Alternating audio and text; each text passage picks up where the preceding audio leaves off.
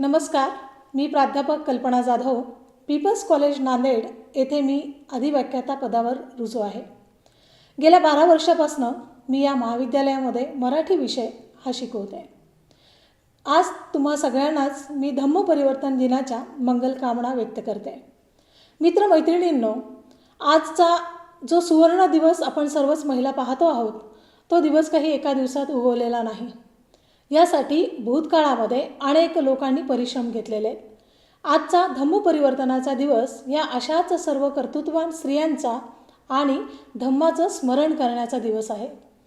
मित्रमैत्रिणींनो, खरं सांगायचं म्हणजे बौद्ध तत्त्वज्ञान आणि बौद्ध तत्त्वज्ञानाला पुढे घेऊन जाणाऱ्या स्त्रियांची एक मोठी परंपरा राहिलेली आहे. ह्या परंपरेचं पुन्हा एकदा स्मरण करावं म्हणून आज मी या ठिकाणी माझं मनोगत या ठिकाणी व्यक्त करणार आहे. खरं तर जगामध्ये स्त्रियांचा सन्मान ज्या राष्ट्रामध्ये होतो ते राष्ट्र संपन्न, समृद्ध आणि प्रगतिशील राष्ट्र म्हणून आज ओळखले जात आहे. त्याही पलीकडे जाऊन जागतिक पातळीवरती मग ते साहित्य असू द्या, समाज असू द्या किंवा संस्कृती असू द्या किंवा विज्ञान असू द्या, या सर्वच क्षेत्रामध्ये मोठ्या प्रमाणावरती स्त्रियांनी केलेल्या कार्यकर्तृत्वाची नोंद ठेवल्या जाते आहे. ही नोंद ठेवत असताना युनोसारख्या संघटनांनाही असं वाटतं आहे की आज महिलांना सर्व पातळीवरती समानतेची वागणूक मिळाली पाहिजे. त्यासाठी म्हणूनच युनोसारख्या संघटनेने स्त्री पुरुष समानतेची घोषणा दिलेली आपल्याला पाहायला मिळते. म्हणजेच मानवी जातीत जन्माला आलेल्या प्रत्येक प्राण्याला जन्मापासून समानतेची वागणूक मिळाली पाहिजे, ही भूमिका घेऊन आज जागतिक पातळीवरती अनेक देश काम करत असलेले आपल्याला पाहायला मिळतात. पण ही वेळ आपल्यावरती का आली याचा जेव्हा आपण विचार करतो तेव्हा भारतासारख्या राष्ट्रात आपल्यावरती पितृसत्ताकतेचं एक मोठं गारूड बसलेलं पाहायला मिळतं. या पितृसत्ताक व्यवस्थेने सर्व कालामध्ये स्त्रियांना दुय्यमतेची वागणूक दिली. स्वतःची शक्ती, सत्ता आणि संपत्ती वापरून या पुरुष सत्ताक व्यवस्थेने एका अशा समाज व्यवस्थेची रचना केली ज्या समाज व्यवस्थेने पुरुषी असण्याला महत्त्व दिलं. इतकंच नव्हे तर पुरुषी पद्धतीच्या मूल्यव्यवस्थेचीही निर्मिती केली आणि स्त्रियांना सातत्याने तुम्ही दुय्यम आहात म्हणून तुम्हाला दुय्यमतेची वागणूक मिळाली पाहिजे ही भावना दृढ केली. या अशा पितृसत्तेने व्यवस्था असणाऱ्या व्यवस्थेमध्ये स्त्रिया ही अनेक शतकांपासून दुय्यम वागणूक घेऊन जगती आहे. या स्थितीतून बाहेर काढण्यासाठी ज्या काही महामानवाने प्रयत्न केला त्यामधील गौतम बुद्धांचं योगदान हे न विसरण्यासारखंच आहे. या पितृसत्ता व्यवस्थेने स्त्रीला सामाजिक, आर्थिक, सांस्कृतिक या राजकीय सर्वच पातळीवरती बंदिस्त केलेलं आपण अनुभवतो आहोत. ही बंदिस्त इतकी आहे की तिचं परावलंबन केवळ चूल आणि मूल इतक्यापुरतंच मर्यादित राहिलेलं आपल्याला पाहायला मिळतं. या सगळ्या स्त्रीला मिळणाऱ्या कोंडीतून सोडवणूक करणारा जो पहिला धर्मगुरू भारतात निर्माण झाला, नव्हे जगाच्या पाठीवरती उदयाला आला, तो म्हणजे महात्मा तथागत गौतम बुद्ध यांनी स्त्रियांच्या संदर्भाने घेतलेली भूमिका ही अत्यंत महत्त्वाची आहे. कारण एक असा कालखंड ज्या कालखंडामध्ये स्त्रियांना चूल आणि मूल इतक्यापुरतंच मर्यादित केलेलं आहे. कुठलेही मानवी अधिकार नसणारी ही स्त्री आपलं जीवन कंठत आहे. अशा स्त्रीला त्या कालखंडामध्ये संन्यास घेऊन कुटुंबाच्या बाहेर पडण्याचा, विवाह न करण्याचा अधिकार, निर्णय घेण्याचा अधिकार हा जो धर्म देतोय तो असा जगाच्या पाठीवरला हा एकमेव धर्म आहे आणि तो म्हणजे बौद्ध धर्म. या बौद्ध धर्माने दिलेली शिकवणूक ही समानतेची शिकवणूक आहे आणि या समानतेच्या शिकवणुकीचा पाया घेऊन आजची स्त्री ही भारतामध्ये नव्हे तर अनेक देशांमध्ये सन्मानाने उभी राहिलेली आपल्याला पाहायला मिळते आहे. मित्रहो, श्रद्धा, शक्ती आणि पावित्र्याचं प्रतीक म्हणून सर्व जगामध्ये स्त्रियांना मानल्या जातं. या श्रद्धा, शक्ती आणि पावित्र्याचं प्रतीक असणारी स्त्री ही स्वतःला सिद्ध करण्याचा प्रत्येक कालखंडात प्रयत्न करत होती. पण पोषक असं वातावरण तिला मिळत नव्हतं. हिंदू धर्म संस्कृतीने स्त्रियांना दुय्यम वागणूक दिली. चातुर्वर्ण व्यवस्थेने स्त्रियांना सर्व असणारे मानवी हक्क नाकारले आणि एकूणच सर्व समाजाची व्यवस्था पितृसत्ताक असल्यामुळे स्त्रियांचे सर्व प्रकारचे अधिकारांचं हनन या कालखंडामध्ये झालेलं आपल्याला पाहायला मिळतं. खरं तर हिंदू धर्म पद्धतीमध्ये एक कालखंड असाही आला, जो कालखंड ज्याला आपण हडप्पा संस्कृतीचा कालखंड असं म्हणतो. या कालखंडामध्ये स्त्रियांना समानतेची वागणूक होती. काही अभ्यासक तर असंही मानतात की या कालखंडातल्या जी संस्कृती होती ती मातृसत्ताक कुटुंब पद्धतीची असणारी संस्कृती होती. पण ती हळूहळू पुढे लयाला आली, ती संस्कृतीच नष्ट झाली आणि पुढच्या कालखंडामध्ये, ज्याला आपण ऋग्वेदाचा कालखंड म्हणतो, या ऋग्वेदाच्या कालखंडामध्ये सुद्धा अनेक विचारवंत अशी मांडणी करतात की स्त्रियांना शिक्षण घेण्याचा अधिकार होता, स्त्रियांना समानतेची वागणूक होती. पण जसजसं आपण उत्तर वैदिक कालखंडापर्यंत येतो तेव्हा आपल्या लक्षात येतं की स्त्रियांना दुय्यम वागणूक द्यायला ह्या उत्तर वैदिक कालखंडामध्ये सुरुवात झालेली आहे. आणि या कालखंडामध्ये पितृसत्तेचं स्तोम मोठ्या प्रमाणावरती पसरलेला आहे. या कालखंडामधील एकूण स्त्रियांची स्थिती काय होती याचा जर आपण विचार केला तर एक उदाहरण देऊन मी तुम्हाला सांगते की पुरुषांसाठी मात्र 16 संस्कार होते. म्हणजे पुरुष जातीचं मूल जन्माला येण्याच्या आधी ते मृत्यू पावल्यानंतरही 13व्यापर्यंत असे 16 संस्कार पुरुष जातीच्या मुलावरती होत होते. पण स्त्रियांसाठी फक्त एकच संस्कार हिंदू धर्म संस्कृतीमध्ये होता आणि तो म्हणजे विवाह. म्हणजेच जन्माला आलेल्या प्रत्येक स्त्री जातीच्या मुलीने विवाह करणे हे नित्यकर्म प्राप्त होतं. एकीकडे असणारी ऋग्वेदाची ज्ञानप्राप्तीची उपनयन क्रिया करून घेणारी मुलगी किंवा स्त्री आणि दुसऱ्या टोकाला मात्र उत्तर वैदिक कालखंडामध्ये विवाह, तेही कमी वयात, अल्प वयात, लहान वयामध्ये विवाह करणारी स्त्री. विवाह ह्या संस्कारामुळे या स्त्रीला पुढे शिक्षण घेण्याचं जी शक्यता होती ती शक्यताच व्यवस्थेने नाकारली आणि त्यामुळे कमी वयात विवाह झाल्यामुळे या सर्व स्त्रिया एका गुलामीच्या जोखडामध्ये अडकलेल्या आपल्याला पाहायला मिळतात. त्यामुळे उत्तर वैदिक कालखंडामध्ये निर्माण झालेली ही स्त्रीविषयीची असणारी कोंडी दूर करण्याचं काम हे बौद्ध धर्माने या कालखंडामध्ये केलं. खरं तर स्त्रीचं वस्तुकीकरण करण्याचं कामसुद्धा या कालखंडामध्ये मोठ्या प्रमाणावरती झालं. योनिर सुचिताच्या निमित्ताने, पावित्र्याच्या निमित्ताने स्त्रीवरती अनेक बंधनं या कालखंडात लादल्या गेली आणि या बंधनातून स्त्रियांची मुक्ती करण्याचा मार्ग हा गौतम बुद्धाने घालून दिलेल्या धम्म या पद्धतीने आपल्याला मिळाला. खरं तर गौतम बुद्धांनी स्त्री जीवनामध्ये काय परिवर्तन केले असा जेव्हा प्रश्न समोर येतो तेव्हा आपल्याला हे सांगावं लागतं की ज्ञानाचे मार्ग मोकळे करून देण्याचं काम हे बुद्धाच्या धम्माने केलेलं आपल्याला पाहायला मिळतं. म्हणजे ज्ञान ही एक अशी शक्ती आहे की जी आपल्याला सन्मानाने, प्रतिष्ठेने जगण्याचा मार्ग निर्माण करून देते आणि या प्रतिष्ठेने, सन्मानाने निर्माण करून दिलेला मार्ग, हा मार्ग जगण्याचा अधिकार या धम्माने आपल्याला दिलेला आहे.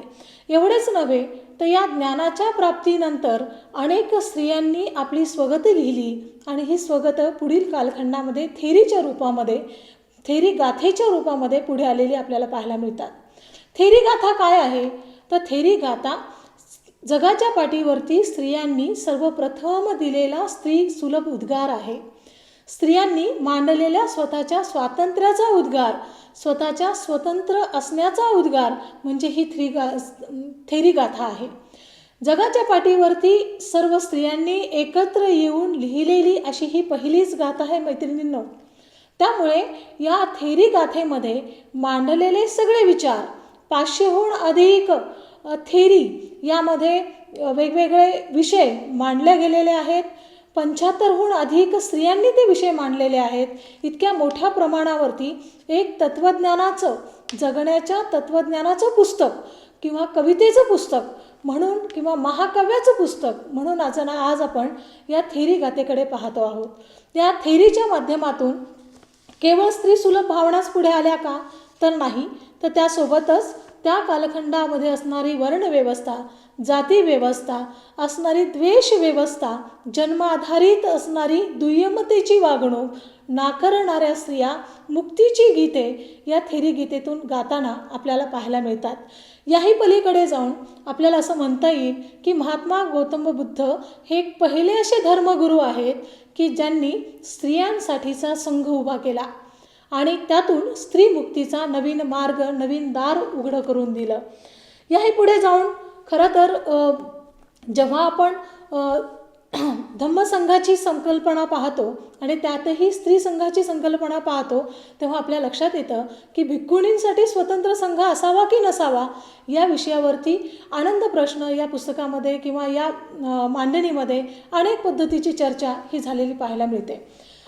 ज्याला आपण युरोपियन विचारवंत म्हणतो किंवा काही हिंदुत्ववादी विचारवंतसुद्धा गौतम बुद्धांवरती टीका करतात की गौतम बुद्धांनी स्त्रियांना समानतेची वागणूक देण्यासाठी खूप विचार केला, खूप वेळ घेतला.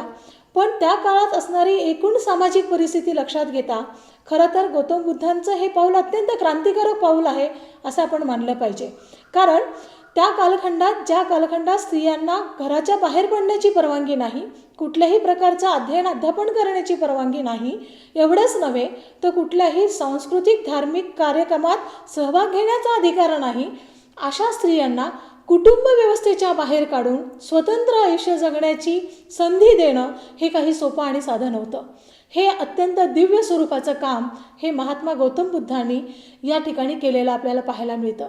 स्त्रियांसाठी स्वतंत्र संघ असावा ही भूमिका घेऊन जेव्हा गौतम बुद्धांकडे गेली, त्यावरती त्यांचं झालेले विवेचन, त्यानंतर आनंद प्रश्नांमधून आनंदाने मांडलेले स्त्रियांचे प्रश्न आणि त्यावरती गौतम बुद्धांच्या आलेल्या प्रतिक्रिया या सगळ्याच पाहिल्या असता आपल्या हे लक्षात येतं की तथागत महात्मा गौतम बुद्धांना त्या कालखंडात एकूण सामाजिक परिस्थितीचं, सांस्कृतिक परिस्थितीचं, धार्मिक परिस्थितीचं प्रबळ भान असलेलं आपल्याला पाहायला मिळतं. जेव्हा या संघाची भिक्खू संघाची आणि स्त्रियांच्या भिक्खू संघाची स्थापना होत होती त्यावेळेला गौतम बुद्धांनी मांडलेले विचार हे अत्यंत मार्मिक आणि विचारणीय आहेत. ते म्हणतात की स्त्रियांनी खरं तर सर्व धर्म जेव्हा सांगत होते, सर्व संप्रदाय जेव्हा सांगत होते की संन्यास घेतल्यानंतर किंवा गृहस्थाश्रम संपल्यानंतर पुरुषांनी स्त्रियांच्या सानिध्यात येऊ नये, कारण ती अपवित्र होईल किंवा ती शारीरिकदृष्ट्या आकर्षित करू शकेल, त्यामुळे तुमचं सत्व भंग पावेल.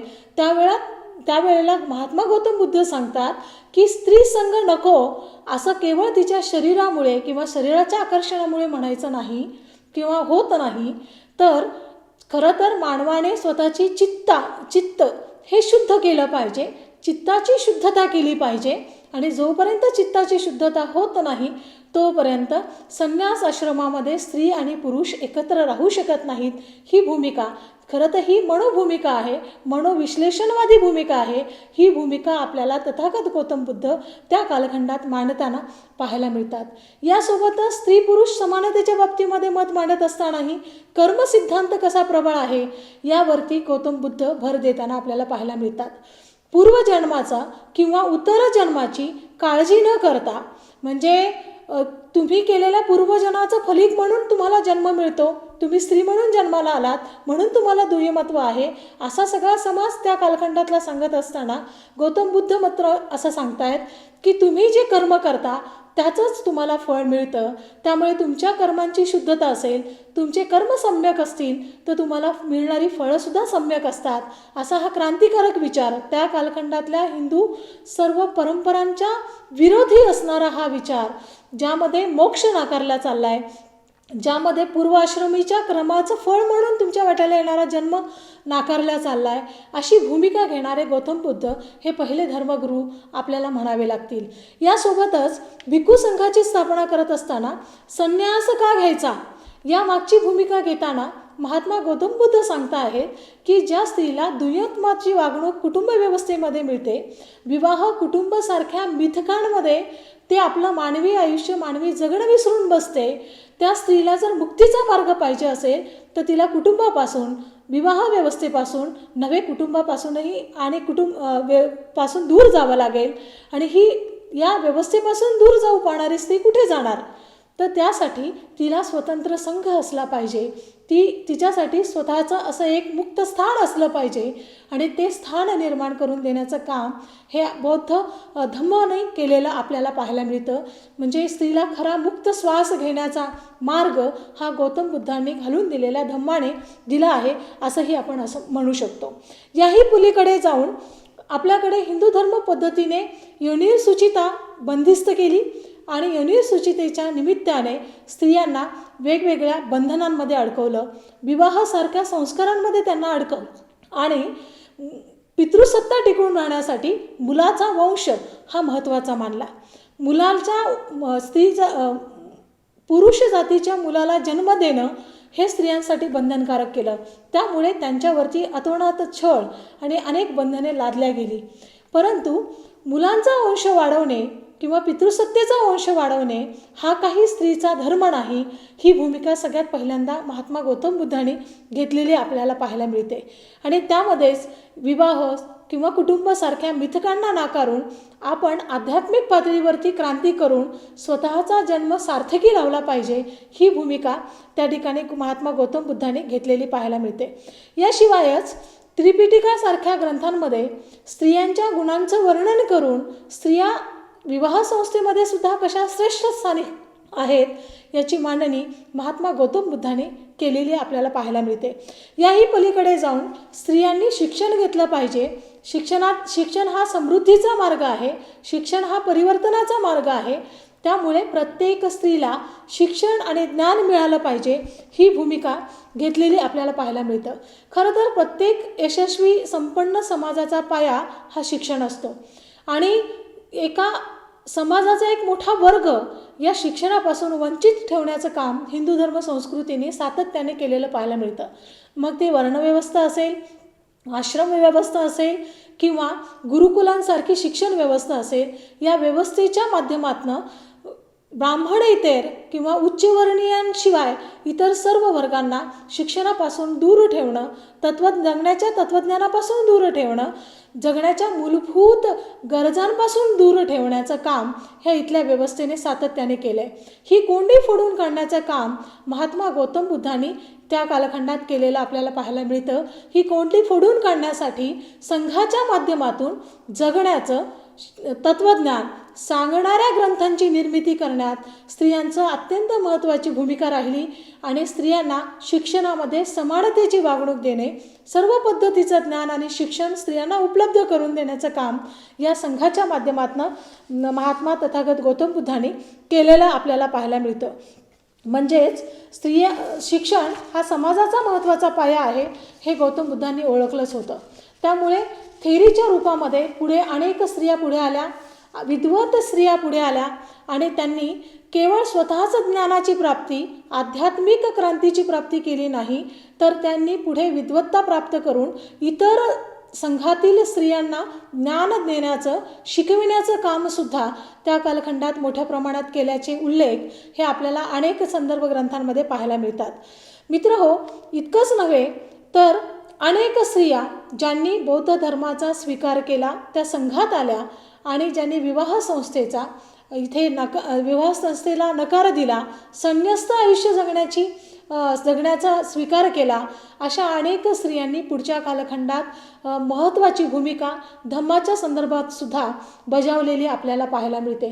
ज्यामध्ये आपण अनेक स्त्रियांचा उल्लेख करू शकतो, जशा खेमा आहे, उत्तलपा आहे, त्यानंतर सुमना आहे, शुभा आहे, भद्रा आहे, मुक्ता आहे, नव्या आहे, शुभा आहे, चांपा आहे, आम्रपाली आहे, विमला आहे.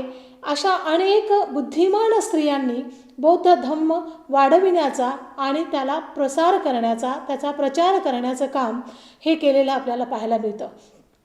केवळ बौद्ध धम्माशी संबंधित असणाऱ्या थेरीगाथा असेल किंवा त्रिपदक असेल, इतक्या पुरत्याच ग्रंथांमध्ये या बौद्ध स्त्रियांचा उल्लेख आलेला नाही, तर त्या कालखंडातल्या समकालीन इतर कथांचाही जेव्हा आपण विचार करतो, इतर साहित्याचाही जेव्हा आपण विचार करतो, ज्यामध्ये जातक कथा आहेत, या जातक कथांमध्ये सुद्धा विद्वान ज्या बौद्ध धम्म स्वीकारलेल्या स्त्रिया आहेत त्यांचाही उल्लेख मोठ्या प्रमाणावरती आलेला पाहायला मिळतो, ज्यामध्ये त्यांच्या श्रेष्ठतेचं वर्णन हे करण्यात आलेलं आहे.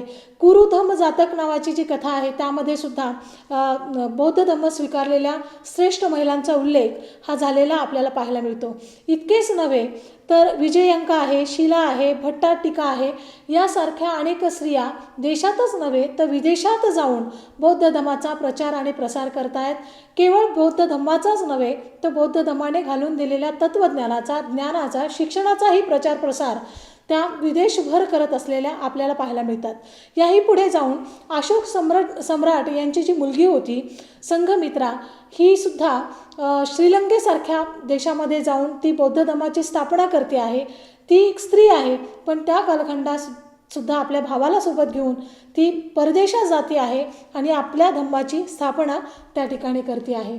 हे सगळं कशाचं प्रतीक आहे? म्हणजे त्या कालखंडामध्ये जेव्हा समाजामधला एक मोठा वर्ग जो स्त्री वर्ग आहे तो हिंदू धर्म पद्धतीत जगणाऱ्या स्त्रिया मात्र प्रचंड गुलामीत जगत आहेत, पण दुसऱ्या बाजूला बौद्ध धम्म स्वीकारलेल्या स्त्रिया मात्र मुक्तपणे ज्ञानाची उधळण करत आहेत, ज्ञान घेत आहेत, तत्त्वज्ञान आधारित चर्चांमध्ये सहभाग घेत आहेत. हे दुसरीकडलं चित्र आहे. हे तेव्हा शक्य झालं जेव्हा बौद्ध धम्मामध्ये सांगितल्या गेलेल्या ज्याला आपण लिंग आधारित व्यवस्था असं म्हणतो, लिंगभाव न मांडणारी व्यवस्था ही बौद्ध धम्माने या संस्कृतीला दिली, भारतीय संस्कृतीला दिली असं आपण म्हणू शकतो. केवळ बुद्धांनी लिंगधर्म नाकारला, लिंगावर आधारित व्यवस्था नाकारली एवढंच नव्हे तर राजकीय अधिकारसुद्धा स्त्रियांना मोठ्या प्रमाणावरती देऊ केलेले आपल्याला पाहायला मिळतात. मार्गदर्शक बनणे, बुद्धिमान तत्त्वज्ञ व्यक्तिमत्व बनण्याची मुभा सुद्धा बौद्ध धम्माने स्त्रियांना दिलेली आहे. बऱ्याचदा हिंदू धर्म पद्धती किंवा इथली संस्कृती जेव्हा सांगत होती की पुरुषच सर्वश्रेष्ठ आहे, पुरुषालाच सर्व सामर्थ्य प्राप्त झालेलं आहे, पुरुष हाच ईश्वरी रूप प्राप्त केलेला व्यक्ती आहे, त्यावेळेला बौद्ध धम्म सांगत होता की पुरुषांशिवाय सुद्धा स्त्रीला स्वतंत्र व्यक्तिमत्व आहे.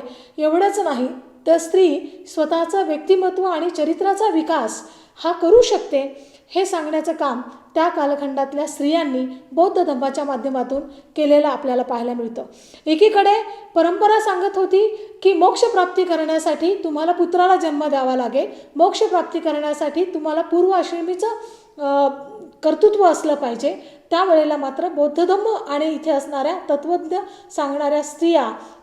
सांगणाऱ्या स्त्रिया सांगत होत्या की विवाह संस्था, कुटुंब संस्था हे मिथक आहेत आणि प्रत्येक व्यक्तीला, प्रत्येक स्त्री जातीत जन्माला आलेल्या मुलीला स्वतःचं आयुष्य, स्वतःचं व्यक्तिमत्व खंखरपणे जगण्याचा आणि ते सिद्ध करण्याचा अधिकार आहे. मित्रमैत्रिणींनो, गौतम बुद्धांनी घालून दिलेल्या धम्माचा मार्ग आणि गौतम बुद्धांनी घालून दिलेल्या विचारांचा मार्ग हा आज जगाला जगवणारा असा मार्ग आहे. आपण या शिलावरती, सम्यक मार्गांवरती चालणं गरजेचं आहे.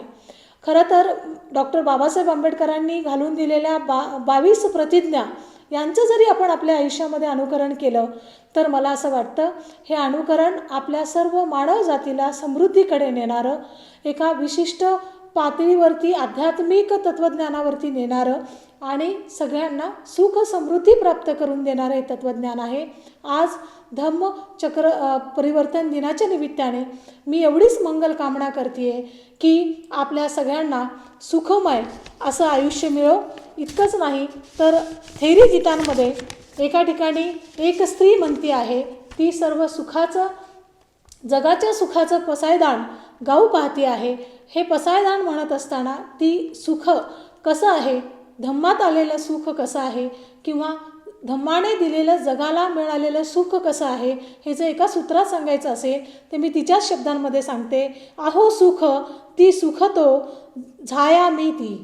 म्हणजेच सर्वांना सुख मिळो, सगळीकडे समृद्धी येवो आणि हेच तत्त्वज्ञान गौतम बुद्धांनी सांगून दिलेल्या धम्माचं तत्त्वज्ञान आहे. सुखाच्या प्राप्तीसाठी दुःखाचं हरण होणं गरजेचं आहे. दुःखाचं कारण हे मानवी कर्म आहे आणि हे कर्म बदलता येऊ शकतं, या तत्त्वज्ञानावर आज विश्वास ठेवणे आणि डॉक्टर बाबासाहेब आंबेडकरांनी घालून दिलेल्या 22 प्रतिज्ञांचा अवलंब प्रत्यक्ष जीवनात करणे हे आज गरजेचे बनले आहे. मानवी सुखाचं नव्हे तर जागतिक मानवी समृद्धीचा सूत्र हे गौतम बुद्धांनी घालून दिलेल्या धम्मात आहे. या धम्माचं आपण सगळेच आचरण करूयात, पालन करूयात. धन्यवाद.